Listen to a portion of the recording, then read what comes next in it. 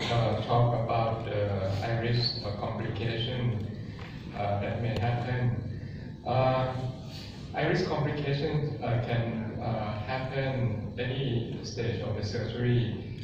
During the making of the incision, if your blade is pointing toward the iris and your hand cannot control your hand so well, then you can cut the iris. And the aspiration or emulsification of the iris, as Ron said, iris collapse because of floppy iris syndrome, or because you overfill the viscoelastic into the anterior chamber, or you make too big incision because your hand shaking when you make the incision, and the wound leak, and the iris may come. There may be also intraoperative shallow AC and tensile because of the situation like suprachoroidal hemorrhage. In my life, I have 3 cases. In ECC, in the old days, 1 case, and during phaco, 2 cases. But the small incision helped to limit that. But in some cases, the bulging of the posterior capsule, you can rupture the capsule and the vitreous come out. And vitreous, you do anterior vitrectomy, and there is nothing to tamponade the hemorrhage. And then until you recognize that you see the retina coming up, and the eye tense, and that's the corridor hemorrhage. And also the fluid that you infuse into the eye can also misdirect into and trap into the vitreous cavity and cause that problems. Or iridodialysis, when you insert the instruments into the eye, especially in the narrow angle and narrow anterior chamber. This is a case with the floppy iris.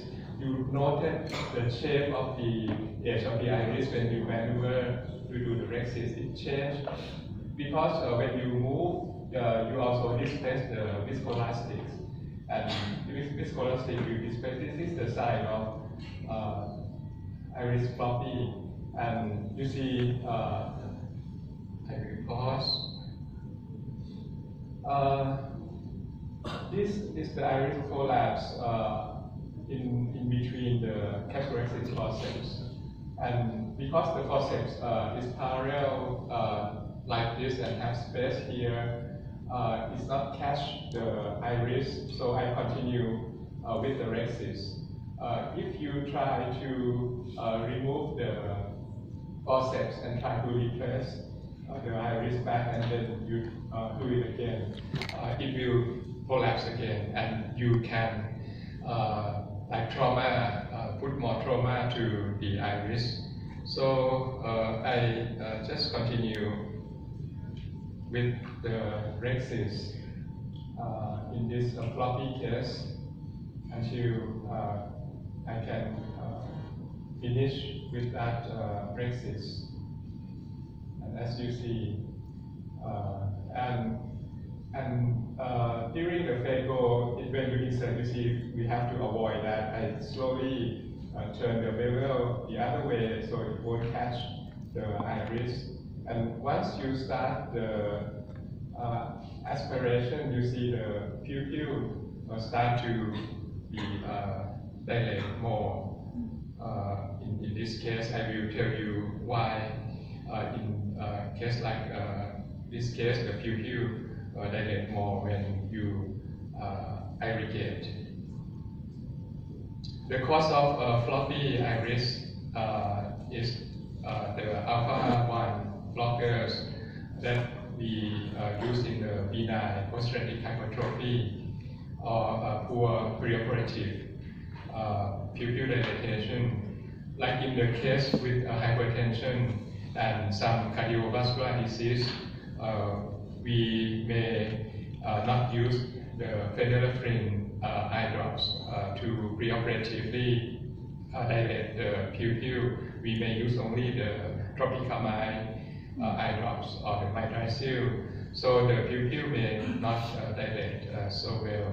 So another cause is the repeated use of the intraoperative. When you repeated trauma to the iris, then the pupil will become constricted and sometimes floppy. In the intraoperative floppy iris syndrome or IFIS, as I mentioned that mostly caused by the alpha-1 blocker, and it's the iris, the smooth muscle problems, because this alpha-1 will block the dilator muscle. So the dilator muscle, when we dilate the pupil, we use both the dilator, the tropicamide will paralyze the constrictor muscle, and the phenylephrine will contract the dilator muscle, but this alpha-1 will block that will cause the floppy iris syndrome. And the management in this case, we avoid not overfill the viscoelastics, and sometimes some surgeons suggest the use of the soft shell technique for we use both dispersive and cohesive in the middle. And some surgeons also use the intraoperative epinephrine to dilate more, make the pupil dilate more. And also we use the low back and low flow, low irritation also. And in some cases we can also use the iris retractor or the Mayukin ring to make the pupil stay wide open. Look at the pupil dilation technique for cataract surgery. I can tell you that in Thailand we do not see much of the floppy iris syndrome, and I try to find the answer why.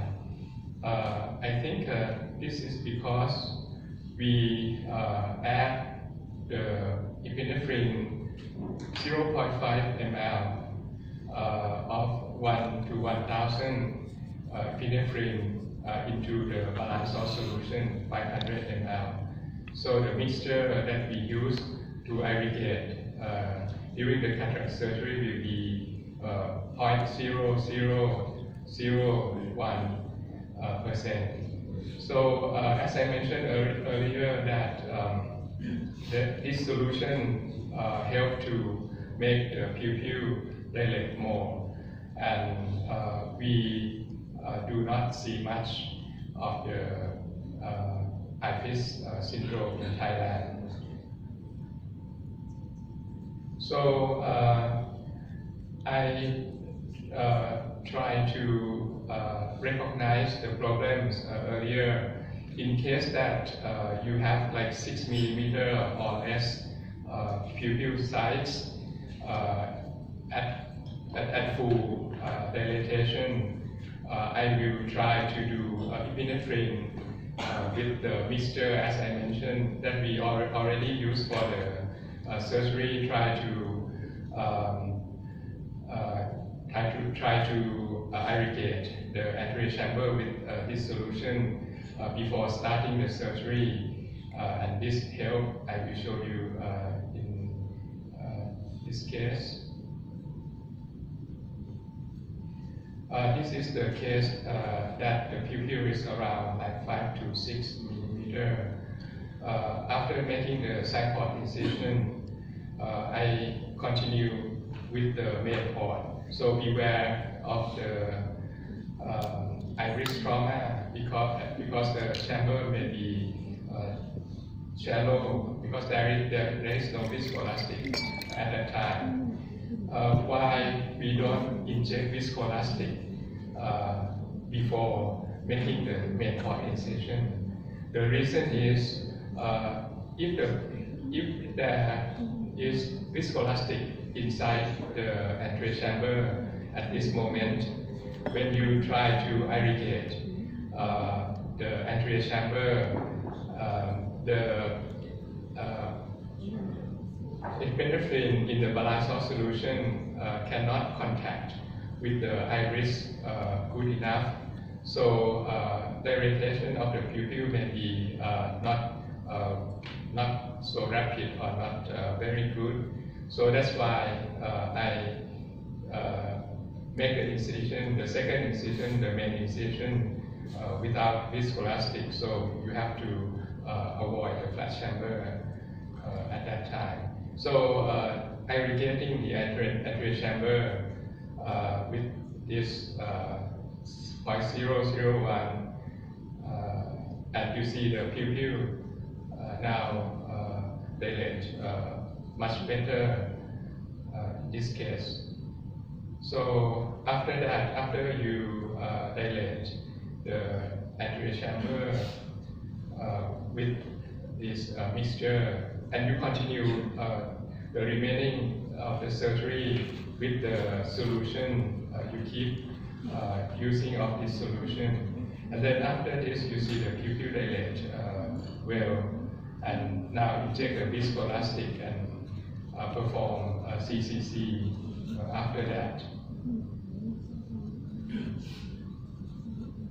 So other type of iris trauma, as Ron said, that it can happen because of if the iris is like not well dilated, and also if the in the floppy iris, and also if you go too close to the iris, you can have the problem of this type of iris trauma.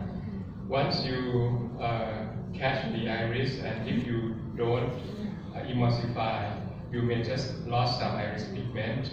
But if you emulsify the iris, it will become like this, and you have the strand of the iris, and the iris strand that you create will make the pupil readily and repeatedly aspirated by the phaco cord. So in that case, if you have the iris strand and the edge of the pupil, the iris become repeated coming to the port, you have to use the vitrectomy, the cutter, to cut the strand, and then you can continue with the phacoemulsification. Long time ago, we have another type of emulsification we call aqueous, that use water jet to emulsify the lens. With aqueous, without catching the iris, you can see iris emulsification because of the fluid jet. If you go close to the iris, fluid jet can cause iris emulsification even without any contact. But now we don't use aqueous anymore, so we will not have this problem. And you see the strands of iris, very similar to if you emulsify the iris with ultrasound. I use beaver down for grouping. So with beaver down grouping, you can go very close to the iris. Even you can go under the iris in the case like a cataract like this. So iris can be, it's maybe safer to use beaver down, especially in small pupil cases. This is iris prolapse in a tense eye, and this is a very strange situation. happened to me just once or twice. 10 minutes before that iris collapse, everything looks normal. AC deep, we can continue with phaco, but the anterior chamber become progressively shallow, and as you see, pupil become more constrict, and the shallow anterior chamber becomes shallow, and the eye becomes tense. And in a case like this, what do you think the cause of this? Maybe how many of you think that it's like the corridor hemorrhage? How many of you think that it's like a misdirection? We cannot tell. And let's see the continuation of this. And iris becomes to collapse to the side port. I tap the anterior chamber, the eye, to see that it's tense now. When it starts to become shallower, we may think that the infusion may not enough, and many of us may try to raise the water height up, and this, in this case, worsening the anterior chamber depth, and also cause the eye more tense, the IOP, because when you raise the water height up, the IOP will also more. So in this case, the iris collapse. So I inject the viscoelastics and remove the handpiece and the iris collapse. And in this case, you see at this stage of the surgery, we have some viscoelastic inside the anterior chamber, but we cannot deep the anterior chamber enough, and the eye becomes already very tense. What do you do at this stage? How many of you will do the vitreous tapping?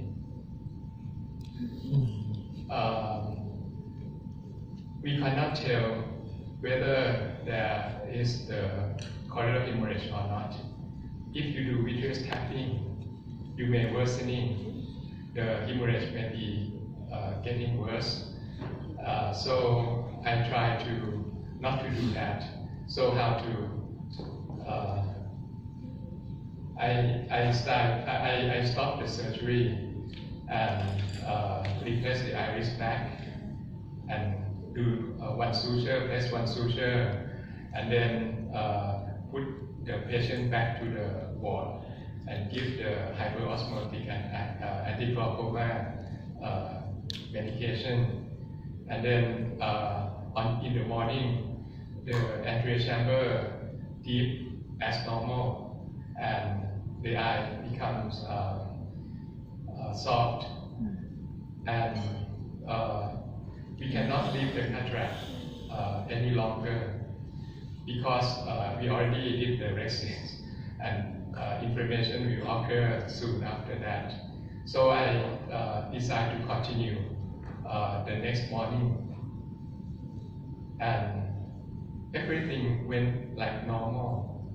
We can deep the anterior chamber with the viscoelastics, cut the suture, and continue with the remaining without the same pattern happen again.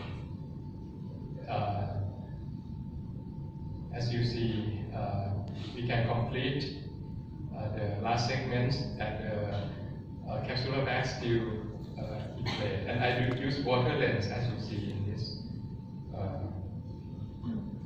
If you flutter the cornea and you focus the microscope downward, you can see the retina because the water that flood the cornea act like I call water lens, just like a vitrectomy lens that neutralize the corneal power, so you can focus down and see the retina. There is no like a fold of the retina or choroidal hemorrhage. So I think in this case, the fluid misdirection may be the cause, and that's why when we give hyperosmotic agent and anti-glaucoma, the situation becomes solved. You see a very clear picture using the water lens technique. So this is the possible cause of bulging and of the posterior capsule. Maybe external pressure, maybe choroidal hemorrhage, or maybe the fluid misdirection into the vitreous. And because we cannot tell which condition occurred. So vitreous tapping, in this case, as I asked you, if you do that and we don't sure that it's the hemorrhage or not, if you're worsening the condition. I think this is the final video. So for small pupil, bow down and uveitic patients like this with posterior synesthesia, in case like this, we after lysis the synesthesia may do pupil stretching, or we may use iris retractor, or what I do in some cases as I do the sphincterectomy, because case like this we may need to dilate and observe the fundus, because there may be some disease that we need to observe.